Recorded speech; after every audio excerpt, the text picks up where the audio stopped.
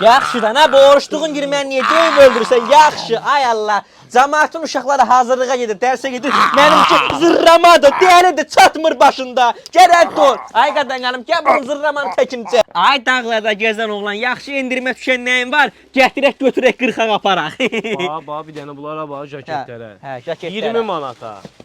20 manata. Bax, bu koftalar 15 manata. 15 manata. Hə. Sən Allah deyilən dağıtmazsın. Yaxşı, Sən Allah deyilən dağıtmazsın. Səni and olsun Allah. Ətini tükət. Yaxşı. Bax, bu şalvarlar 20 manata. Bax, bu şalvarlar 40 manatdan 20 manata düşər.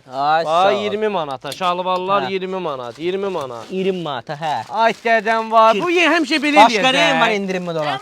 Deyə bax, 20 manata. Bax, 20 manata, 25 manata. İstəyirsən Jaketlər. 25 manata da Dəstər kəssən. 35 manata. Bax. Endiyimdədir. Bax, endiyimdədir. Bax, 35 Araqmısan? manata. Endiyim istəmirəm axı. Endirim istəmirsən. Bunu bu saat bilirsən nə qayıracam? Bilirsən bunu bu saat?